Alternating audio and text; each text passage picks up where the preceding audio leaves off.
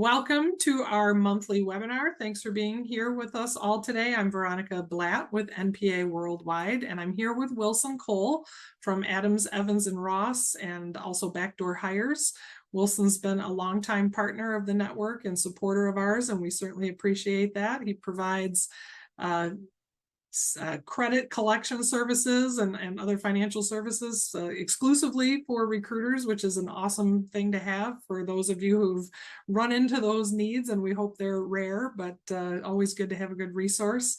We have been hearing in recent weeks and probably a couple of months at least that clients are paying slow, and we see that happen cyclically when the market gets a little soft. Everybody likes to hang on to their cash a little bit longer, and we're certainly hearing and seeing that from our members.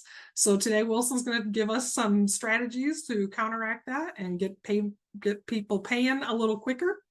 We are recording today, so I will make sure we get that cleaned up, and everybody who is registered will get a copy of the recording.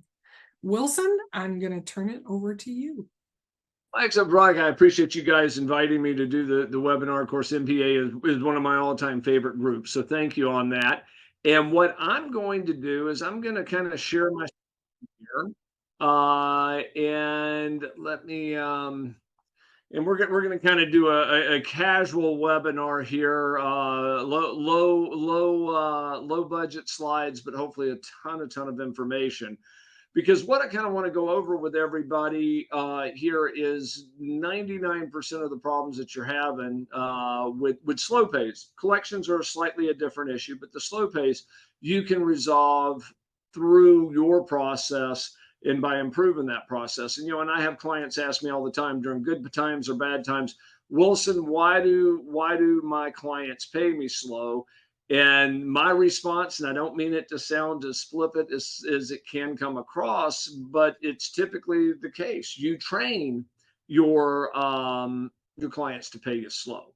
Wilson, yes, ma'am. Can you flip over to your slideshow view so that those slides are maximized on the screen? I will certainly do that. Let me come over here to slideshow. Okay, there you go. Perfect. There we go. Thank you. That's great. Thanks. Oh, certainly. No, I appreciate the heads up on that. What we're going to do, though, is we're going to talk about some things that you can do to speed up your cash flow, because you guys are what we call a third tier debt. And one of the reasons, a lot of people say, Wilson, why did you guys get into credit collections for staffing and recruiting?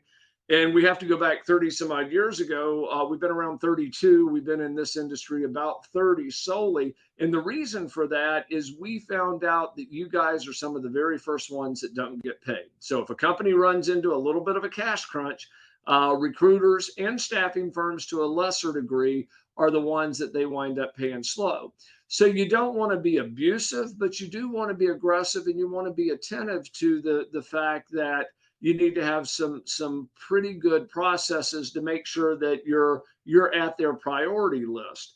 And one of the things, in my opinion, that you can do, and the easiest thing to do on speeding up your cash flow, is to make one simple change to your invoices. And this will speed up cash flow in any particular point. And it goes back in 2000, I'm giving away my age here, back in about 2008, 2009, when we had the big slowdown there, I was involved in some other businesses as more of a partner at a distance. But we had one of my partners call me and say, hey, our receivables are really getting behind. What can we do? And so we started digging down and really training on some stuff. And one of the things that we found, and we use it 20 years later, it has helped dramatically. And that is, we change the date that clients use or that we send out to clients on when our invoices are due. So I would recommend for every recruiter here, stop using net 10 days, net 30 days, or what have you. Put a specific date on that calendar or on that invoice. And here's the reason why. When you send out the invoice and it says net 30 days, is it net 30 days from when you cut the invoice? Is it net 30 days when they originally receive it at your client? Or is it net 30 days once it actually makes its way to accounts payable.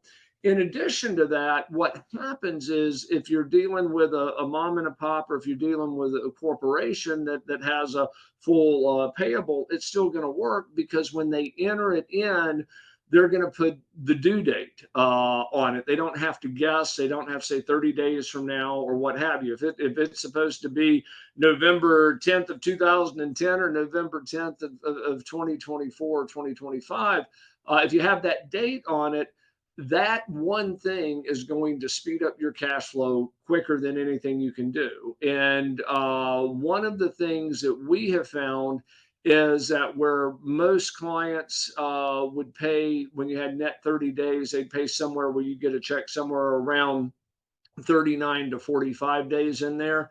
We actually found that the average was a lot closer to 29 to 31 days from the due date. So that is a huge, huge thing that you can do that will help on that. Now, let's say that you run into an issue where it's not the invoice, Wilson. They keep kind of stringing me out and things along those lines. Well, one of the things that I want you guys to do is to implement a program, and it's kind of the secret weapon of the collection industry. And everybody has gotten those dreaded collection letters at some point in your life, where even if it's not owed, you still get the letters that build off of each letter and kind of increases the intensity.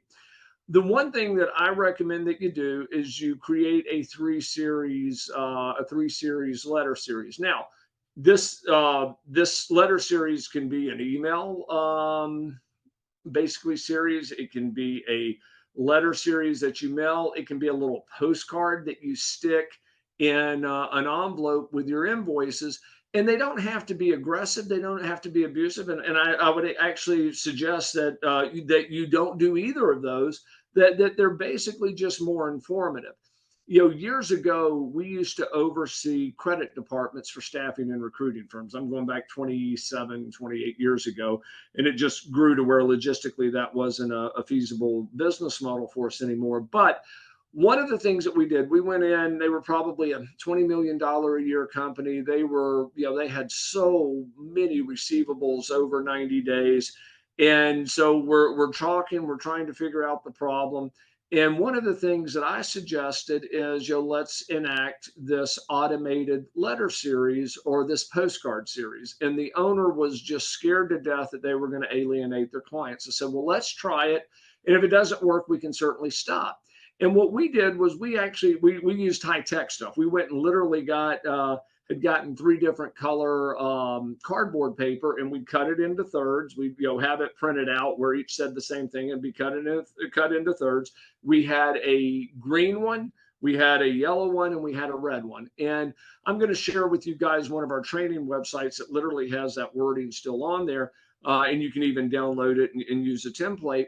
But what would happen is the green one would go out and say, hey, you'd send it out somewhere around 10 days past due, 7 to 10 days. It says, hey, our terms are X.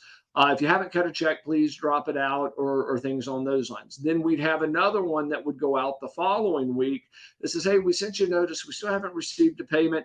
If there's a problem, give us a call. Let us know if you didn't receive an invoice or something along those lines. And then the third one, which was the red card, went out and basically says, you're now 30 days past due. Our terms are net 30, and you're now at 60. You need to call us to make arrangements and things along those lines. Well, the first time that we did this program, we probably sent out in 30 days, we probably sent out 150 to 200 postcards, green ones, because we kind of started, in that cycle. And then the next month, we probably sent out close to the same. But here's the interesting thing. Within about 60 or 90 days, we were only having to send out 15 or 20 of these postcards.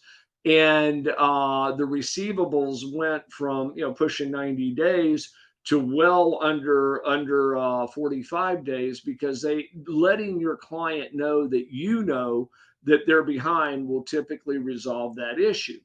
And the interesting thing was, hands down, the second notice always outperformed all of the others. And we know that it worked because of the postcards for two reasons. Is number one, because you could look at the aging, but number two, the checks. This is back when everybody paid by check. They would literally come in stapled to these postcards, so they would mail them and let them know. And over a period of 6 months, it got to the point to where they'd have to send out 2 or 3 of these notices a month. So it's the best analogy I can think of is if you've ever had, puppies in a box, and when you were a kid and you had 5 or 6 puppies, and 3 or 4 of these puppies keep getting out. And then there's 2 or 3 that are just always behaving, but you have the 1 or 2 that just under no circumstances are going to stay in that box. If you can train in the box, then everybody winds up staying in the box. But if you let the other ill-behaved puppies get out, then all of a sudden even the good puppies are out. And I can tell you, a lot of clients don't realize this, but your clients do talk to each other, because we've had conversations where literally the debtor says, well, they didn't pay ABC company and they didn't turn them over to collections, or they didn't sue them, so why are they doing that to me? So you don't want to ever get the reputation of being overly aggressive on receivables and being abusive about it, because that's not going to get you paid in any form or fashion, and it's going to hurt your brand more than it's going to help. But you also don't want to get the reputation that you don't have to be paid if if they don't want to pay you. So that we're going to kind of using that letter series is going to help train your puppies in the box. So like I'd mentioned earlier, you can use the sequential letters, you can use the postcards, you can use invoice stuffers or things on those lines. So those are the 2 things that you want to do on the front side while you're in a problem. Something that you want to do long term is do a better job of screening your clients, especially when times start getting a little slow, and it's a little weird. We're seeing the same thing. When it starts getting a little weird, the problem that you run into is you start taking that job order without checking out the client. Now, I realize that with recruiters, you're not going to go spend $90 on a Dun & Bradstreet credit report. You're not going to ask for a credit app, and I get that. But what you want to do is at least run a Google search. You would be shocked at what you would find in a Google search. We had one that was a dentist where our client was working, and they wound up backdoor and hiring 2 or 3 dentists, and they were in, I don't know, for example, the state of Missouri. Well, when we did a quick Google search, we saw that this dentist is in Missouri because he was in Illinois 3 or 4 years earlier for insurance fraud. So there's certain things you'd be shocked at what a simple Google search would be. Also, make sure that you get signed contracts. And a lot of companies say, well, I can't always get them signed. Or my favorite is, well, there's a phrase in there that says, if I send over resumes and you basically interview them and hire them, you've agreed to my terms and conditions. And I can tell you, half of the ones that we get in for recruiters, hands down, don't have a signed contract, and we're still able to collect. Now, it may be more difficult in the state of Massachusetts and in the state of California, or with varying states, but we're still able to collect it. But in a perfect world, I'd much rather have those signed contracts. And the best analogy one of our staff attorneys had given me that I use and borrowed since then is if, for the clients that say, well, it's in my terms and conditions, if they interview the candidate and hire them after I send them this notice, they owe me.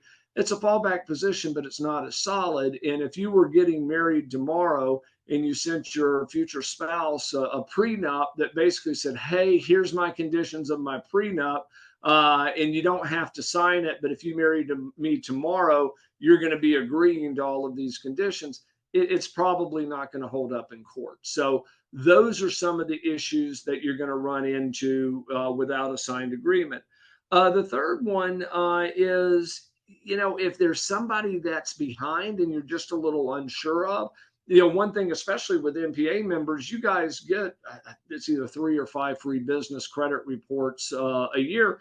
email if you email Edward at AER Collections and put in the subject NPA free credit report and send us the name of the company. Send us the name of the company and the address, city, state.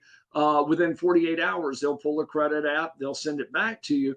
That's going to be useful more so, in my opinion, is if you already have a problem. I mean, you can use it on a prospect, but you're only going to get 3 or 5 of them. And if you're dealing with a bunch of clients, you're going to run through those pretty quick. But what we do for all clients is if anybody's past due or if there's just something that doesn't feel right, go ahead and do it. And send it over to us. Now, one of the things that I'm going to do, and bear with me here, I'm going to come over here to our training website. Of course, if you need to book a collection call or something, go to staffingdebt.com. But this is a training site that we designed specifically for our clients. And with you having NPA, you're going to have 100% access to it. Is if you click here on the downloadables, you're going to see our credit application that has some of the great safeguards that we like to have.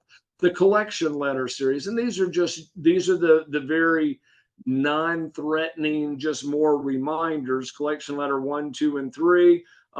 We even have it formatted on that postcard and on a promissory note and things on those lines. Now, if you've got a problem, I still recommend either you get us involved or at the very least get your local attorney involved, because all of these are for educational purposes. And there may be stuff in that promissory note that you may not be able to use in your state, or there may be a better option or a better wording, but it's just kind of an overview. But if you guys go to yourcollectionmanager.com, it's basically our client training site to where we do the same thing for all of them. And you guys have access to it, and you'll even have access to some of our other webinars. But if you ever want to know, is somebody registered in the state? You can go to the Secretary of State. You also stats of limitations, which is a real good thing to know how long your debt lasts, because a lot of clients don't realize that after, depending on the state, somewhere between 2 to 4 years, if you don't move on a debt, it's no longer a legal debt. You can no longer go after it. So one of the suggestions that I would make for you guys is to speed up your cash flow is to remove net 30 days, put an exact date. The other is I would incorporate some type of automated letter series. I would say use email as long as you know that they are getting the email, because email sometimes can get caught in spam folders. And then thirdly, just make sure that you have your paperwork together.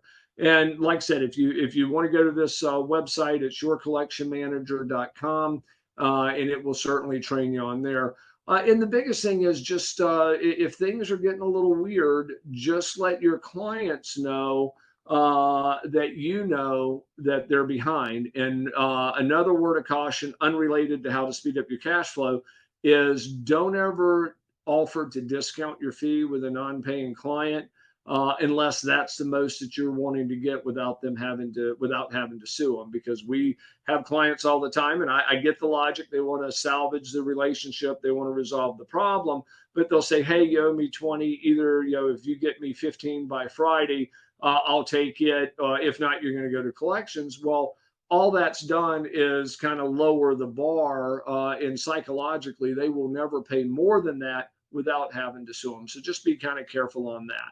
Veronica, hopefully that covered some quick, easy things that your members can do to kind of speed up cash flow. If you have any issues or if there's a specific need, you can always go to staffingdebt.com, book an appointment with myself or one of our consultants to talk about the specifics of your case. But just kind of be careful, because there is something running through the economy. Is it temporary or is it more systemic? I have no idea, but there's something that's just kind of a little weird, probably started 45, 60 days ago. And we in the last 2 or 3 weeks, we've noticed it as well.